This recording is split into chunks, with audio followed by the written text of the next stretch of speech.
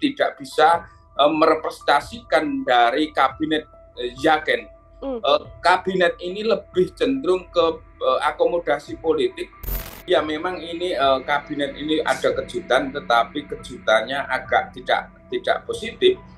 Proses pembekalan para calon menteri ini saya kira menjadi tradisi baru selama pasca reformasi. Halo Tribuners, program Tribuners on Fokus. Hari ini kembali membersamai Anda bersama dengan saya Nila Irda. Tribuners, pemanggilan hingga pembekalan telah dilakukan oleh Presiden terpilih Prabowo Subianto pada calon-calon yang akan menduduki jabatan Menteri atau Wakil Menteri dan Kepala Badan.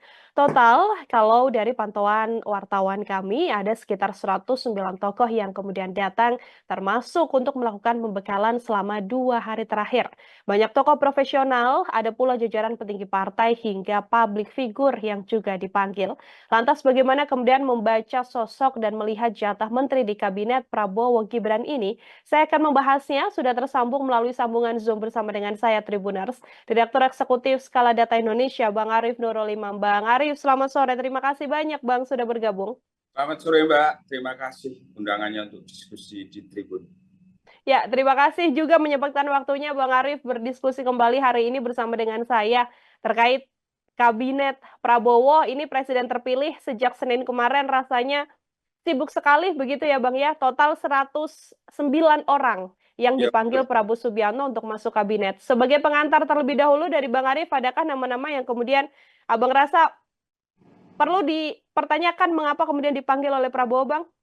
Ya, kabinet calon menteri yang telah dipanggil Prabowo dan hari ini melakukan pembekalan di Hambalang, termasuk besok juga konon akan wakil menteri, tentu ini sudah menggambarkan bagaimana komposisi kabinet ke depan, di mana akan banyak berisi dari semua banyak elemen masyarakat, dari mulai artis, profesional, hingga politisi. Tetapi dari semua itu, kalau kita lihat dari komposisi kabinet ini, tentu komposisi akomodasi politik sangat kental, di mana banyak politisi yang duduk sebagai menteri maupun wakil menteri.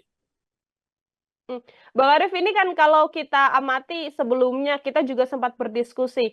Ada keinginan membentuk kabinet Zaken begitu yang dicanangkan oleh Prabowo Subianto. Dari 109 orang yang kemudian dipanggil ini, tergambarkah kabinet Zaken ini, Bang?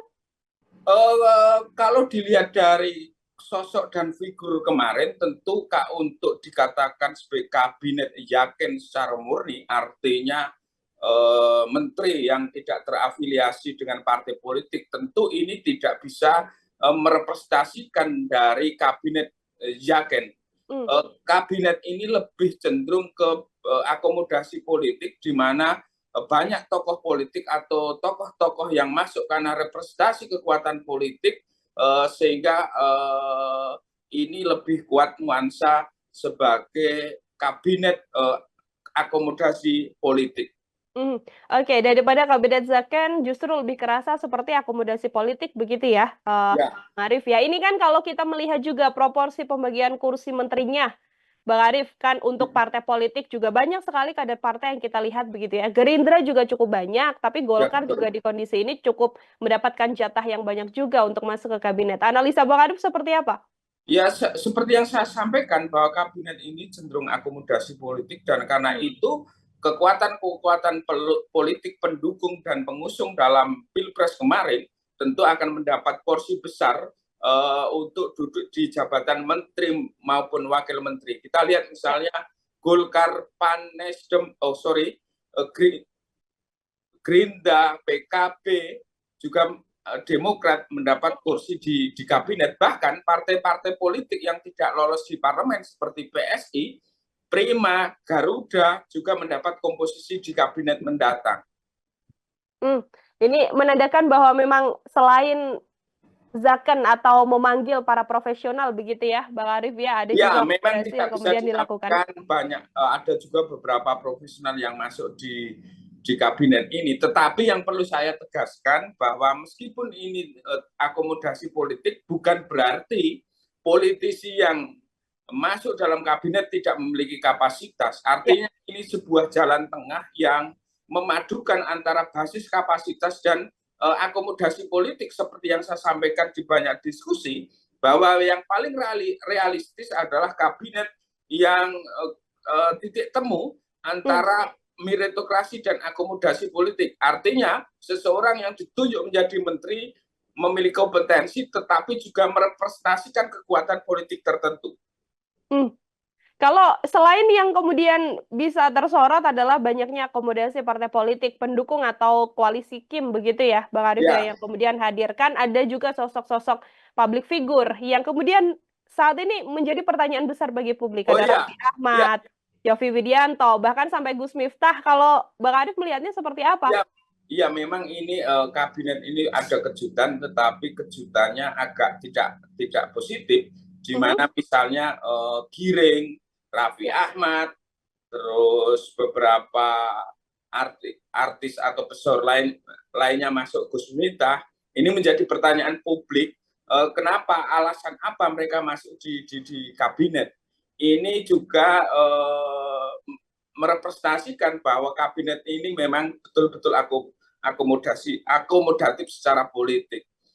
Sosok politisi lainnya yang kontroversi saya kira juga soal masuknya PKB, tetapi Muhaimin Iskandar masuk dalam kabinet, tetapi juga masuknya Abdul Qadir, di mana Abdul Qadir ini secara politik berbeda faksi dengan Muhaimin Iskandar. Ini juga menjadi tanya-tanya besar. Kenapa dua tokoh ini masuk?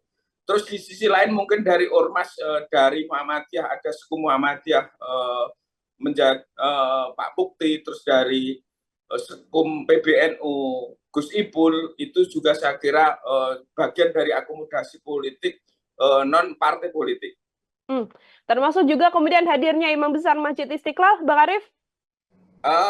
Kalau dari Imam Besar Masjid Istiqlal, misalnya dia ditunjuk sebagai Menteri Agama, itu justru positif karena itu berbasis kompetensi dan tidak terafiliasi atau menjadi anggota partai politik. Ini saya kira salah satu tokoh yang tidak terafiliasi atau identik dengan kekuatan politik tertentu.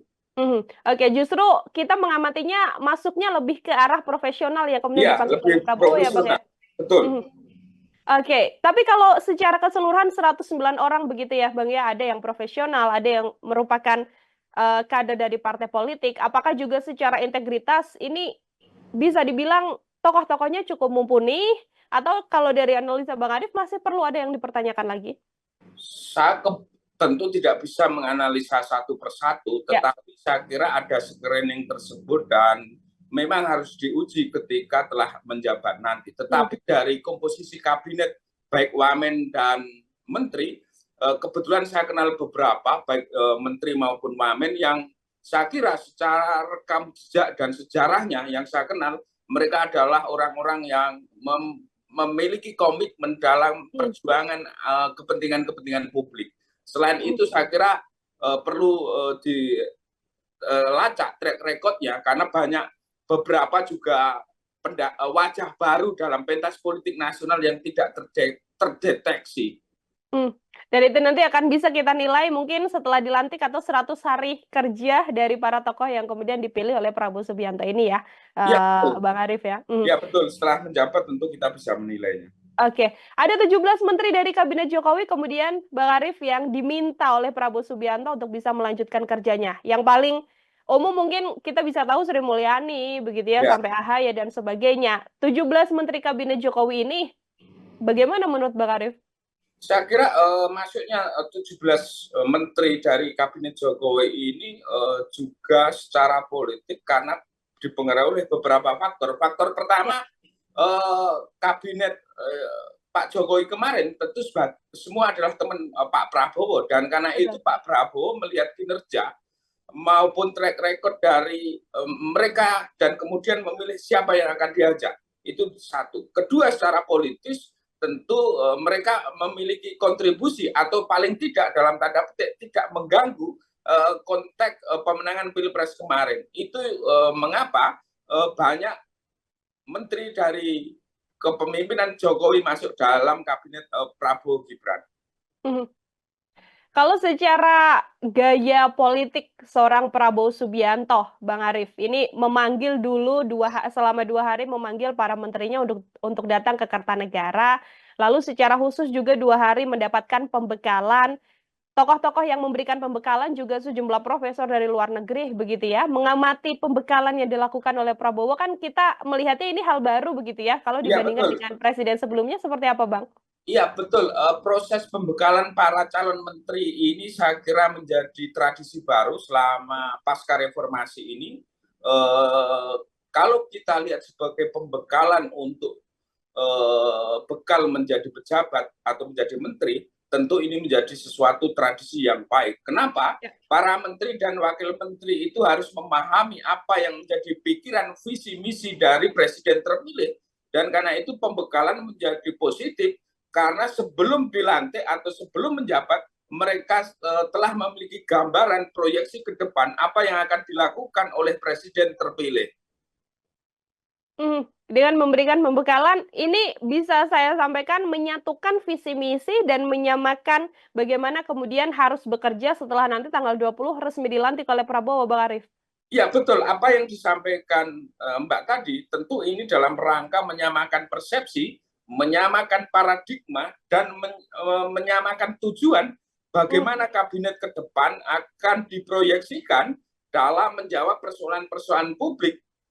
Itu tercermin dari materi-materi dalam pembekalan kemarin, dari materi pembekalan tentang geopolitik, anti korupsi, soal ekonomi dan lainnya dan sebagainya. Dari pembekalan itu saya kira akan memberi gambaran kepada para menteri dan calon wakil menteri untuk membreakdown menjadi program-program kerja di kementerian atau badan yang mereka pimpin. Oke, di satu sisi banyak yang menantikan bagaimana kemudian nantinya kinerja lebih dari 100 menteri ini, Bang Arief. Tapi di satu sisi juga mengatakan rasa-rasanya kabinetnya terlalu gemuk begitu ya, lebih ada 100 orang, bahkan satu kementerian bisa sampai ada 2 sampai 3 wakil menteri, ada beberapa kementerian juga yang kemudian dipecah oleh Prabowo Subianto. Melihat strategi yang dilakukan oleh Prabowo untuk pembagian menteri dan kementerian ini seperti apa, Bang? Ya, saya kira ini memang lebih gemuk ketimbang kabinet-kabinet sebelumnya dengan perubahan undang-undang tentang kementerian, di mana sekarang bisa memiliki keleluasaan seorang presiden untuk membuat kementerian. Tentu untuk mengukur sejauh mana apakah kabinet itu tambun atau ramping akan efektif, kita melihat ke depan sejauh mana kabinet ini bekerja dengan postur kabinet yang gemuk. Apakah kegemukan dalam kabinet tersebut akan berdampak terhadap misalnya capaian-capaian dari visi misi presiden dan kepentingan publik, atau malah justru sebaliknya, dengan postur kabinet yang gemuk tersebut justru akan memperlambat kinerja dari pemerintah ke depan. Tantangan lainnya apa lagi, Bang Arief? Selain memang tadi mungkin komunikasi antar kabinet begitu ya, atau komunikasi antar menteri juga menjadi hal yang paling krusial. Tapi tantangan terbesar dengan gemuknya kabinet Prabowo ini apa, Bang?